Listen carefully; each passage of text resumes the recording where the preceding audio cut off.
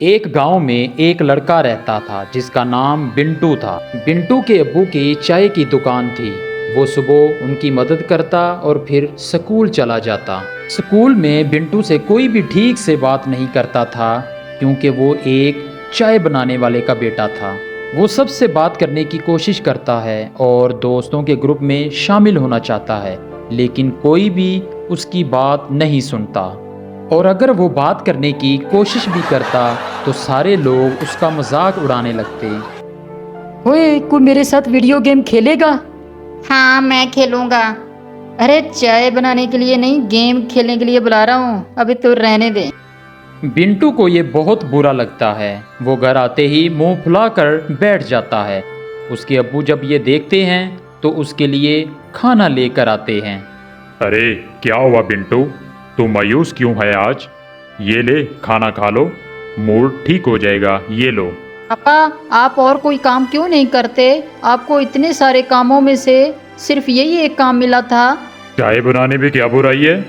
दिल में सबसे ज्यादा लोग इसी के बारे में सोचते हैं। नहीं, मेरे दोस्त तो मजाक उड़ाते हैं और मुझे अपने साथ खेलने के लिए भी शामिल नहीं करते। बोलो कौन सा खेल खेलना है, अभी खेलते हैं। आपके साथ नहीं, उनके साथ खेलना है। ये कहकर वो वहाँ से चला जाता है बिना खाना खाए। और बिंटू के अब्बू इस बात से बहुत परेशान होते हैं कि उनकी वजह से उनके बेटे के दोस्त दूर हो रहे हैं। बिंटू के अब्बू चाय बनाने के साथ साथ दूसरा काम भी ढूंढने लगते हैं। कुछ दिन बाद स्कूल में बच्चों को ट्रिप पे ले जाने का प्रोग्राम बनता है। कुछ दिन बाद सभी बच्चों को एक जंगल ट्रिप पे ले जाया जाएगा और सभी बच्चों को उस तैयारी के साथ आना होगा। सारे बच्चे खुश हो जाते हैं और बिंटू घर आकर सारी बात ये अपने अब्बू को बताता है। पापा, मुझे स्कूल की तरफ से ट्रिप पे ले जाया जा रहा है और मुझे आप ज़रूरी सामान ज़रा पैक कर दीजिएगा। अरे वाह, ये तो बहुत अच्छी बात है। अपने सामान के साथ एक छोटा बर्तन जरूर लेके जाना, ताकि वहाँ कुछ पकाना हो तो आप पका सकते हो आसानी के साथ, ठीक है?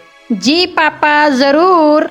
और हाँ, मैं एक नई नौकरी ढूंढ रहा हूँ और अब आपको अपने दोस्तों के सामने शर्मिंदा नहीं होना पड़ेगा और वो आपसे बात भी किया करेंगे। सच पापा? हाँ बेटा। बिंटू खुशी से अपने पापा के गले लग जाता है और कुछ दिन बाद उस जंगल ट्रिप पर जाने का दिन आ जाता है। सब उस जंगल में पहुंचने के बाद ट्रैकिंग शुरू कर देते हैं।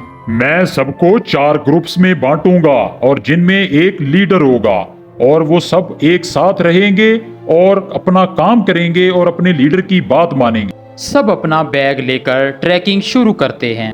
अरे किसको लीडर बना दिया? इसको तो चाय के अलावा कुछ नहीं आता। सब हंसने लग जाते हैं और बिंटू को बहुत बुरा लगता है और कुछ दूर चलने के बाद वो थक जाते हैं। चलो यहाँ रुक जाते हैं और थोड़ा सा कुछ खा पी भी लेते हैं। बाकी सभी मान जाते हैं और रुक जाते हैं। नहीं, हम नहीं रुक सकते। अगर हम रुके तो हम लेट हो जाएंगे और कुछ ही देर में अंधेरा भी होने वाला है। लो, लीडर बना दिया तो अब हम पे हुक्म चला रहा है। हैं? नहीं, हम नहीं चलेंगे। तुझे जाना है तो जा। हम थोड़ा नाश्ता करने के बाद ही ट्रैकिंग करेंगे, तू जा। बिंटू के मना करने के बाद भी वो रुक जाते हैं, लेकिन बिंटू उनको अकेला नहीं छोड़ता, फिर भी उनके साथ वहीं रुक जाता है। कुछ ही देर में टीचर और बाकी के बच्चे आगे निकल जाते हैं और वो वहीं रह जाते हैं। थोड़ी देर नाश्ता और आराम करने के बाद वो अपनी ट्रैकिंग शुरू करते हैं, लेकिन जल्द ही सूरज डूब जाता है और अंधेरा हो जाता है। अरे ये तो अंधेरा हो गया, अब तो रास्ता भी समझ में नहीं आना। बाकी बच्चे भी डरने लगते हैं और कुछ ही वक्त में ऐसा मोड़ आता है जहाँ से रास्ता पता करना मुश्किल हो जाता है और वो सब वहीं रुक जाते हैं। अब तो मुझे भी रास्ता नहीं पता, मेरे ख्याल से अब हमें आवाज़ लगानी चाहिए। वो चारों दोस्त अपने क्लास फेलो और टीचर्स को आवाज़ें लगाते हैं, लेकिन बात नहीं बनती। हाँ टीचर, टीचर, कोई हमें सुन रहा है? अबे हम यहाँ पे खो गए हैं। सब चिल्लाते हैं लेकिन कोई भी जवाब नहीं आता। लगता है हम बहुत पीछे रह गए हैं और हमें आगे का रास्ता नहीं पता, इसलिए हमें यहाँ रुक जाना चाहिए। अगर आगे गए तो हम भटक जाएंगे। नहीं, हमें कोशिश करनी चाहिए, क्या पता हम सही जगह पहुँच जाएं। रात बहुत हो चुकी है और जानवरों का भी डर है, और टीचर कुछ देर तक हमें खोजते हुए यहाँ पहुँच जाएंगे और हमें रुकना चाहिए। सबको उसकी बात ठीक लगती है और वो सब वहीं रुक जाते हैं। कुछ ही देर में रात हो जाती है और तेज़ ठंडी हवा चलने लगती है और उनके पास बचा खाना भी ख़त्म होने लगता है। अभी हमारा खाना ख़त्म हो जाएगा और पानी भी ख़त्म हो जाएगा। अब भी मैं कहता हूँ हमें चलना चाहिए, लेकिन हम जाएंगे कहाँ? रास्ता तो बंद है। मुझे तो बहुत डर लग रहा है, कहीं कोई जानवर ना हमें खा ले। ओह, मुझे तो बहुत ठंड भी लग रही है।